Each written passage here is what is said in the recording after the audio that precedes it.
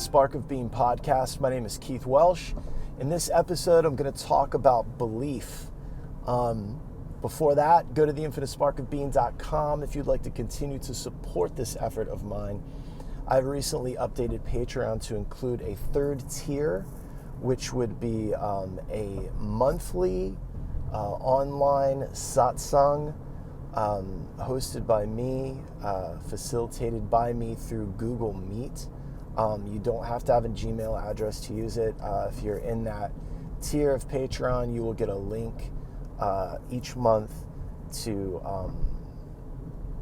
join. It's going to be at 8 p.m. The first Wednesday. Damn, getting all my things confused.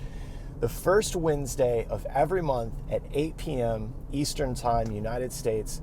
And we're gonna. The first hour will be a teaching where I will express something to you, and then the second hour will be question, answer, discussion. How you feel about it, what do you think about it, or anything you want to talk about, questions, whatever. There's also the books are for sale still. Third book is on its way. I know I keep saying this. I'm so close. I really am, I promise. There's the t-shirts. Been updating the store. Gonna get the new old store set up again. The new old store. The old store. Let me make sure this didn't. I feel like it just moved. So anyway. Okay, belief. Beliefs.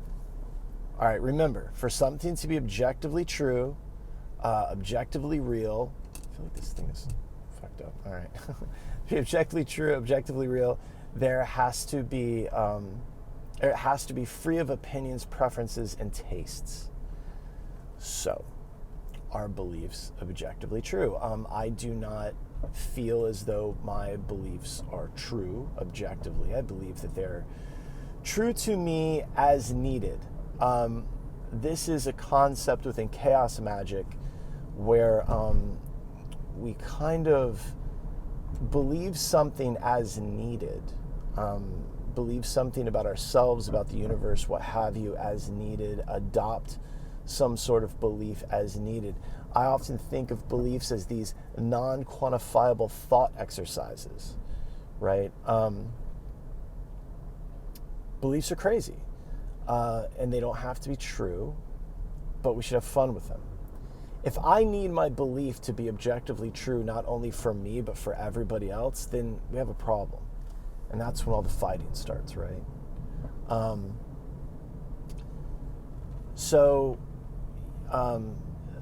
When it comes up the most is when we're talking about, from my point of view, I did the episode on my limiting beliefs about myself.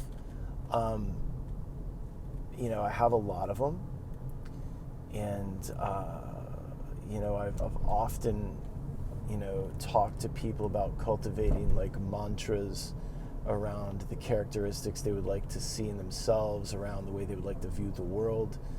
And I did that for myself for a long time, and it's been very effective. But I will say the mantras I had made for myself, how do I say that? Sometimes we're too close to our own shit to see it. So somebody has to point it out to us. And that's what's happened recently.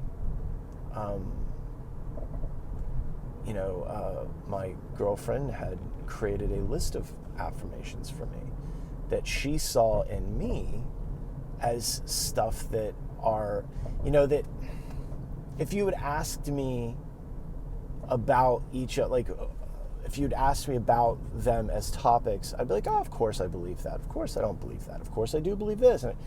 But I didn't act as if, and we all know that that's the missing component, right?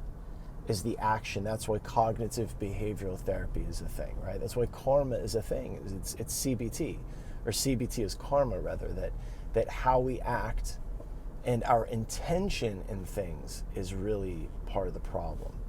And so lately I've been very aware of my intentions. Why am I doing things? Am I doing things out of fear? Am I doing things out of the feeling of lack, out of a poverty mindset? She's really helped me kind of hone in on some of that stuff because,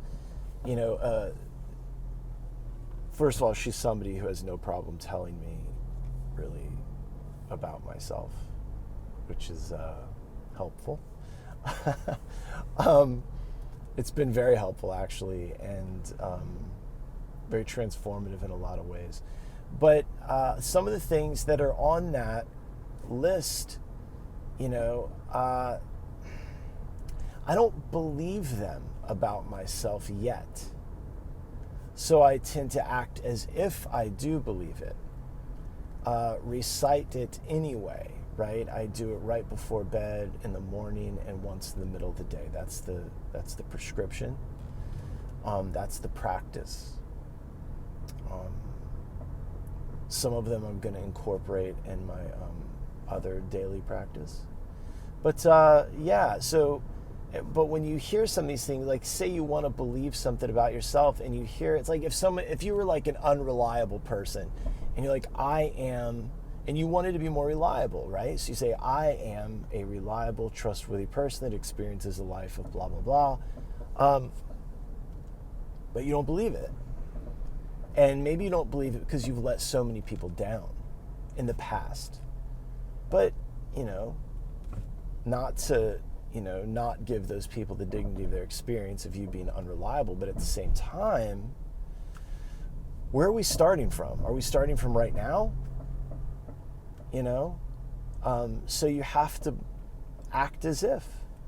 The belief in your own reliability is not going to be able to until you are reliable. It's not going to be an objective thing. It's just, it's the past. And it's complicated and whatever. But there's a statement in this list of affirmations that it's not that I don't believe it, it's that it just, I don't know. It's hard to explain. But I'm working on the belief. To believe that is true. Because if I believe that's true, I will act as if it's true. If I act as if it's true, I will begin to experience it. That's what I know for a fact. It's worked with everything else. Why wouldn't it work with this, right?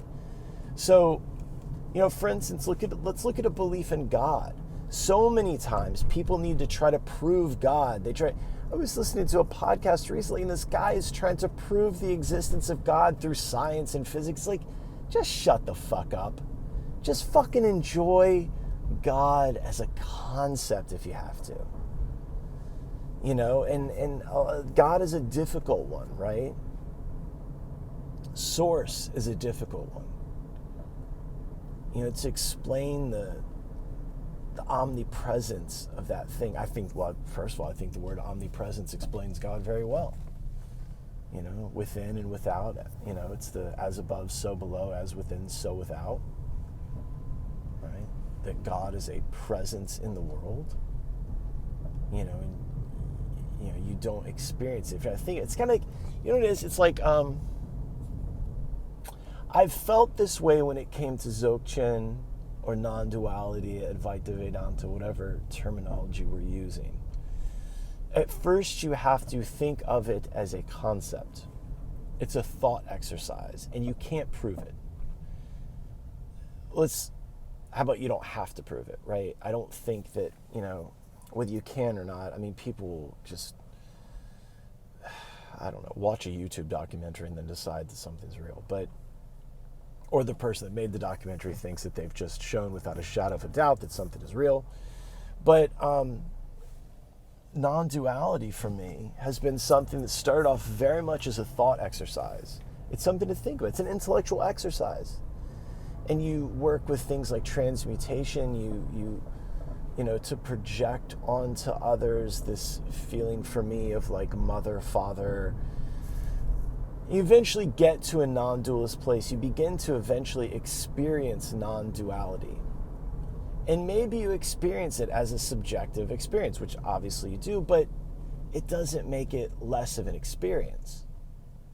it doesn't have to be real for everybody else. There doesn't have to be a scientific explanation in order for you to love it, enjoy it, experience it, and have it change your life. 27 years ago, when I was told that if I chanted Hare Krishna every day for 30 days, my life would change. That sounds like, some late night infomercial from the 90s. But I did chant it for 30 days. I do chant it. And yes, my life did change in 30 days. And yes, my life has continued to change. So the thing with this belief, like, let's think about rituals. Rituals, God, all of it. Your belief in your own reliability, your whatever the thing is. Like, let's look at a ritual. It's not the ritual itself that has the magic. It's your belief in the ritual. It is your actual connection to the creative force of the universe that charges that ritual up and makes it work. It's your own magic. The ritual isn't magic, you are. It's not your belief in it is the belief in the ritual. But that is coming from you. That's been my experience with rituals, with sadhana, that my belief in it changed it. And that means that I'm that source of that magical energy. And if I am the source of that magical energy, I've got to get it from somewhere. And it's probably because I'm part and parcel of that thing which is. Because we can tap into it. People do it all the time. I think that it's interesting when we see people that pull off something crazy. And they're like, yeah, I just knew I could do it. There was just no doubt in my mind. I don't know how many times I've heard people say that. It's like, wow. So when it comes to ritual, it's your belief in the ritual that makes it work. It's not the ritual itself. It's your belief, your connection to the creative force of the universe. Right? Then when we start to look at something like God, your belief in it separate from you as this thing to be worshipped and praised, etc. Well, it's not. It's the same thing as the ritual. It's not God itself that's so powerful. It's the fact that you are God that's so powerful. That you are connected, you're part and parcel to that thing that is that thing. I just moved behind a truck with some things sticking out of it, and this is like a Final Destination moment. And I don't know if this is me filming the moment that one of these things goes right through my skull. It'd be weird if I said it. Maybe it's my belief in Final Destination. But anyway, back to belief. Non-quantifiable thought exercise. It's not the ritual itself. It is the belief in the ritual. It is not God itself. It is the belief in God. Which, it's like, it's not the prayer. It's your belief in the prayer. And which is you. Your belief is you. That's you charging this thing. That's you powering it. And that's coming from you. If it was the ritual, if it was the object, if it was simply the mantra, the prayer, or whatever, then that would mean that anybody could just do it and it would work. If it was the Maha Mantra itself, that means anybody could chant that and it would work. But to be honest, it was probably, and it is my belief, which is me, which is the thing that I'm chanting to, it's some people believe that these mantras turn on or unlock those pieces of you that are kind of laying dormant. The Ramayana is filled with everyone losing touch with their own divinity. Ram not knowing that he's God. Hanuman not knowing that he's, first of all, Hanuman is an avatar of Shiva, so they don't even mention that in the Ramayana, but they do mention that he's a son of the wind god Vayu. But he has these strong yogic abilities that he's forgotten about because he was cursed. And Jambavan, the bear king, I love the name Jambavan, he reminds him. I think that also depends on which translation, but whatever. The point is that Hanuman has abilities he's forgotten, and Ram has a divinity that he's completely forgotten about. And only through the trouble of the demon king Ravana, the Rakshasa demon king Ravana, only through his presence do any of these things get realized. In fact, at the end of the battle, once Ram has killed Ravana, Ram opens up a letter from Ravana. Ravana gives him this letter before they fight, or he has it sent to him. He says, don't open it till the battle's over. And right there, that there's already the foreshadowing that Ravana knows he's going to die. He knows he's going to die at the hands of Ram. So Ram fights, Ram opens the letter, and there it is, Ravana calling Ram Vishnu, Narayan. He refers to Sita as Lakshmi. He starts calling them both by their divine names. Turns out the demon king was the only one that knew everybody was special, right? And it turns out at the end of the Ramayana that the whole Ramayana, Ravana's antics, was just a big bhakti yogic practice to get to God. You know? So, it's not the ritual, it's not the thing that you believe in that's so powerful, it's your belief.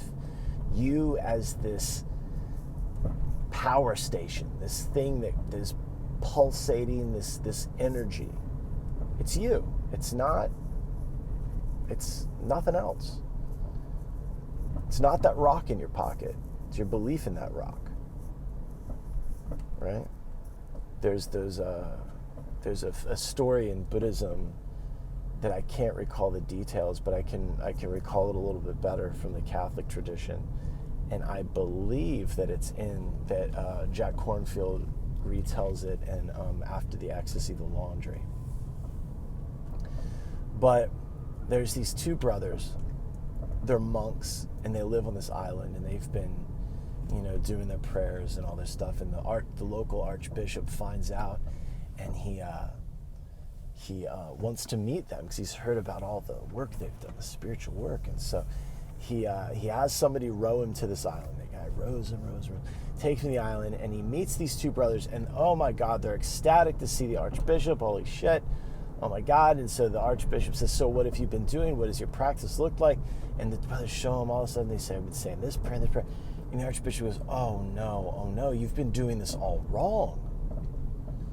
And the brother's like, what? He goes, yeah, you're not supposed to do it that way at all. So the archbishop, quote unquote, corrects the brothers and teaches them the quote unquote right way to do it. So they thank the archbishop. Oh my God, thank you so much for correcting us. We're so ignorant. We're so stupid. Blah, blah, blah, blah, blah. Archbishop, yeah, it's no problem. That's what I'm here for. So he gets back in the boat, and they're rowing. The guy's rowing the archbishop back to land. And they see these two lights bouncing on the water. And the archbishop goes, do you see that? And I was like, yeah, I see it. And they notice it's the two brothers. They're running on the surface of the water, holding these lanterns, running after the boat. And they said, wait. What were those two prayers? Because we don't want to continue to do it bad. We forgot, we forgot what you said. So you end up with these two brothers with these extraordinary powers of walking on water, that are then corrected by the archbishop. But the reality is that the reason they obtained the city or the power was because of their belief in the practice that they were performing. It wasn't the practice itself, it was their belief in it. It's interesting. So belief, think of it as a non-quantifiable thought exercise. That's not to dismiss our beliefs in things. It's just saying, hey, it's you, right? It's you. And the rituals help, the things help, they do. They are the requisite stimulus that flips the switch within us that allows us to access our full potential. So, if you'd like to continue supporting this, go to theinfinitesparkofbeing.com. Go to Patreon for the $1 a month support donation, the $5 a month kindness donation, and the $10 a month online satsang on the first Wednesday of every month. The first one will be August 2nd. They will be at 8 p.m. Eastern Standard Time. If you have questions or comments, you can always reach out. You can email me. You can DM me on Instagram there. I hope this was helpful. I hope that you benefited from it. And I will talk to you later. All right. I love you. Bye-bye.